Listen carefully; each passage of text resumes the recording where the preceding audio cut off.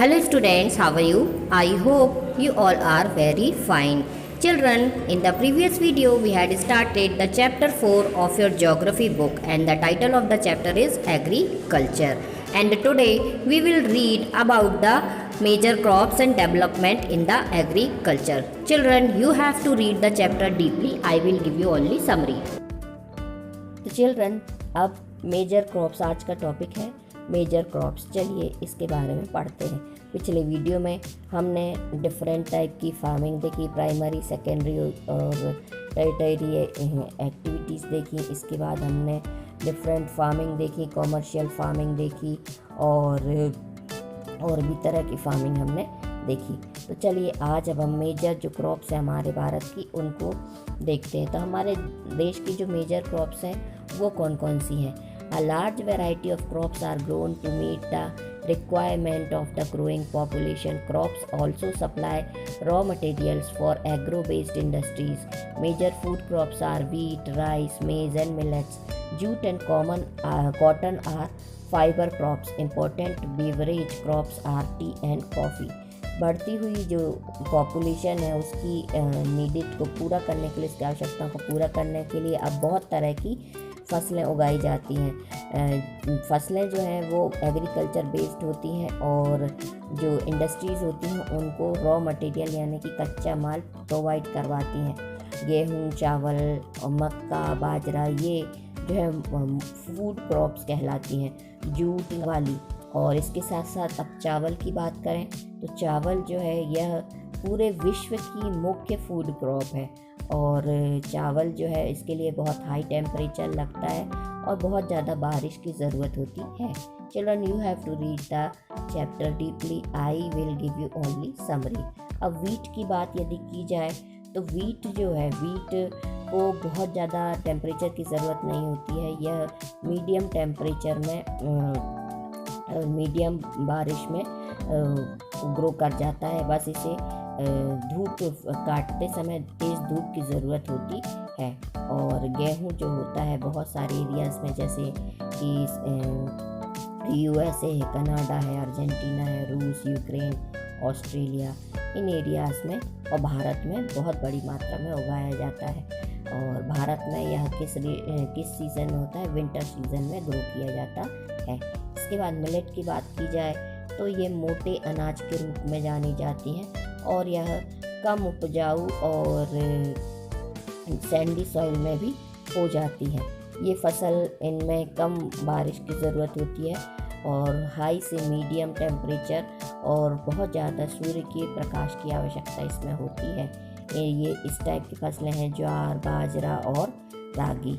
इसके साथ साथ यदि मक्का की बात की जाए, मेज, तो इसके लिए मीडियम टेम्परेचर, रेन और बहुत ज़्यादा सनलाइट की ज़रूरत होती है और यह नॉर्थ अमेरिका, ब्राज़ील, चीन, रूस, कनाडा, इंडिया एंड मैक्सिको में उगाई जाती है।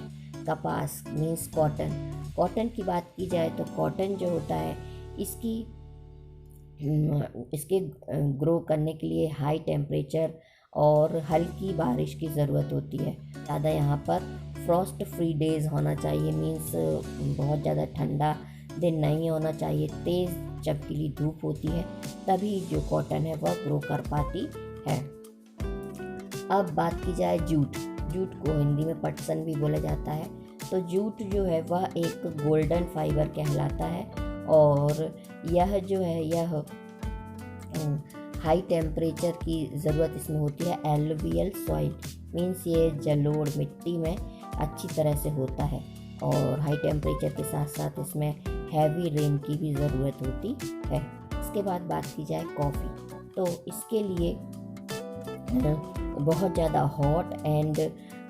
हॉट के साथ साथ वेट क्लाइमेट की ज़रूरत होती है और साथ ही वेल ड्रेन्ड लोमी सॉइल की ज़रूरत भी इसमें होती है। और इसकी फसल जो है वह ब्राज़ील में ज़्यादातर होती है। इसके साथ साथ कोलंबिया और भारत में भी यह ग्रो की जाती है। ना टी जो है यह ज़्यादातर प्लांटेशंस इसका किया जाता है। प्लांटेशंस में मीन्स बागानों में उगाई जाने वाली यह एक पेय फसल है, मीन्स पी जाने वाली फसल है, इसके लिए बहुत ज़्यादा कूल क्लाइमेट की ज़रूरत होती है और हाई रेनफॉल की ज़रूरत भी होती है। इसकी जो लीव्स होती हैं, इन लीव्स को तोड़ लिया जाता है और फिर उनसे जो है वो चाय तैयार की जाती है। और इन पत्तियों को, इन लीव्स को चुनने के लिए बहुत अधिक मात्रा में लेबर्स की ज़रूरत पड़ती है। और लेबर्स जो है, यह जो एरिया है केन्या, इंडिया, चाइना, श्रीलंका में बेस्ट क्वालिटी की टी जो है वर्ल्ड की वो प्रोड्यूस की जाती है। लेबर बहुत ज़्यादा मेहनत करते हैं तब, क्योंकि एक एक लीव्स को तोड़ करके फिर ये चाय को तैयार कर पाते हैं। Now agricultural development. Agricultural development refers to effort made to increase farm production in order to meet the growing demand of increasing population. This can be achieved in many ways, such as increasing the cropped area, the number of crops grown, improving irrigation facilities, use of fertilizers, and high-yielding variety of seeds.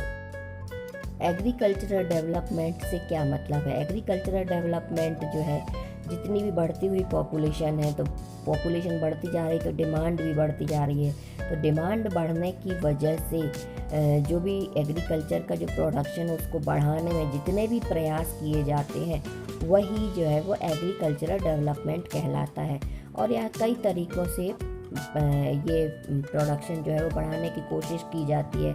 जैसे जो भी बोए गए areas हैं उनमें उनको बढ़ा के, फिर बोई जाने वाली जो फसलें हैं उनकी संख्या को बढ़ाकर, और जो सिंचाई सुविधाएं हैं उनमें सुधार करके, और फर्टिलाइज़र्स जो हैं उनको यूज़ करके, अच्छे बीजों को प्रोवाइड करवा के, अच्छी मशीनों का यूज़ करके जो है वो प्रोडक्शन को बढ़ाने की कोशिश की जाती है। एग्रीकल्चर जो है वो विश्व के बहुत सारे पार्ट्स में बहुत सारी एक्टिविटीज़ से किया जाता है। बहुत ज़्यादा जनसंख्या वाले जो देश हैं जो एग्रीकल्चर करते हैं, वहाँ पर वो कई जगहों पर तो छोटे छोटे एरियाज़ में सिर्फ कंजप्शन के लिए एग्रीकल्चर किया जाता है, और बड़ी जो एरियाज़ हैं वहाँ पर जो कॉमर्शियल एग्रीकल्चर की जाती हैं बड़े एरियाज़ में, जैसे कि USA है, कनाडा है, ऑस्ट्रेलिया है, वो कॉमर्शियल एग्रीकल्चर का करते हैं। हमारे भारत में भी जो है वो कंजप्शन के लिए एग्रीकल्चर किया जाता है, साथ ही साथ कॉमर्शियल एग्रीकल्चर भी किया जाता है। अब a farm in India, Bharat में फार्म। अब इस there is a small village Adilabad in Ghazipur district of Uttar Pradesh. Munna Lal is a small farmer in this village who has farmland of about 1.5 hectares. His house is in the main village. He purchases high-yielding varieties of seeds from the market every alternate year. The land is fertile and he grows at least 2 crops in a year, which are normally wheat or rice and pulses. The farmer takes advice of his friends and elders as well as government agriculture officers regarding farming practices. He takes a tractor on rent for ploughing his field, though some of his friends still use traditional method of using bullocks for ploughing. There is a tube well in the nearby field which he takes on the rent to irrigate his field. Munna Lal also has 2 buffaloes and few hens. He sells milk in the cooperative store located in the nearby town. He is a member of the cooperative society, which also advises him on the type of fodder for his animals, safety measures to protect the health of livestock, and artificial insemination. All the members of the family help him in various farm activities. Sometimes he takes credit from a bank or the agriculture cooperative society to buy HYV seeds and implements. He sells his produce in the mandi located in the nearby town. Since majority of the farmers do not have lake storage facilities, they are forced to sell the produce even when the market is not favorable to them. In recent years, the government has taken some steps to develop storage facilities. अब children देखिए, यहाँ पर मुन्ना लाल है एक, उसके बारे में बताया गया है कि मुन्ना लाल आदिलाबाद में रहता है, गाज़ीपुर के, और वह एक छोटा किसान है। उसके पास लगभग 1.5 हेक्टेयर का एक खेत है और उसका जो रहने का स्थान है, मुख्य आवास जो है वो गांव है। वह अधिक उपज देने वाले बीजों को बाजार से एक साल में खरीदता है और उसकी भूमि भी अच्छी है, तो वह कम से कम 2 फसल लेता है, गेहूं या चावल और दालों की। किसान और अपने मित्रों के साथ, बुज़ुर्गों के साथ वह जो गवर्नमेंट एग्रीकल्चरल ऑफिसर्स हैं उनसे सलाह भी लेता रहता है और वो किराए पर ट्रैक्टर लेता है। उसके कुछ मित्र जबकि अभी भी बैलों को यूज़ करते हैं खेतों को जोतने के लिए। फिर पास में ही एक नलकूप भी है और वहाँ से वो खेतों की सिंचाई के लिए पानी ले लेता है। फिर इसके साथ साथ वो भैंस और मुर्गियाँ भी हैं उसके पास, तो वह वहाँ पर दूध बेचता है। वहाँ पर वो एक सहकारी समिति का सदस्य भी वह है और उसके जानवरों के चारे की और जो भी चीज़ें हों उसकी व्यवस्था की सलाह भी वो लोग देते हैं। और एग्रीकल्चर के जो डिफरेंट काम होते हैं उनमें उसके परिवार के सदस्य भी हेल्प करते हैं। उसे बीज वगैरह के लिए ऋण भी मिल जाता है और जो भी उसमें औजार लगते हैं एग्रीकल्चर में उसके लिए भी उसे ऋण मिल जाता है। जबकि अधिकांश जो किसान हैं उनके पास वहाँ पर स्टोरेज की सुविधा की कमी है, इसलिए वो बाज़ार जब उनके फेवर में नहीं होता है, अनुकूल नहीं होता है, तो वह अपने जो प्रोडक्शन है उसको बेचने के लिए वो विवश होते हैं, क्योंकि उनके पास स्टोरेज की समस्या होती है। लेकिन जो कुछ वर्ष हैं वहाँ पर गवर्नमेंट ने अब स्टोरेज की व्यवस्था भी बना दी है, उसके विकास के लिए भी काफ़ी कदम उठाए हैं स्टोरेज के विकास के लिए। अब फार्म इन द यूएसए। अब यूएसए की बात की जाए तो संयुक्त राज्य अमेरिका में भी एक फार्म का जो एवरेज यदि स्ट्रक्चर देखा जाए तो भारतीय फार्म की तुलना में बहुत बड़ा होता है। संयुक्त राज्य अमेरिका में वह 250 हेक्टेयर का होता है। किसान ज़्यादातर वहीं फार्म में ही रहते हैं और वो जो है मेज़ है और सोयाबीन है, गेहूं है, चुकंदर है, यहाँ पर मुख्य रूप से फसलें उगाते हैं।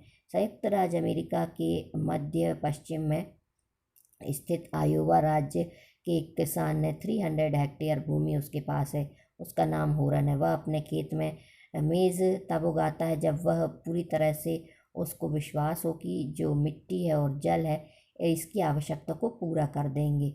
फसल को नुकसान पहुंचाने वाली जो भी चीज़ें होती हैं उनके लिए भी वो उपाय करता है।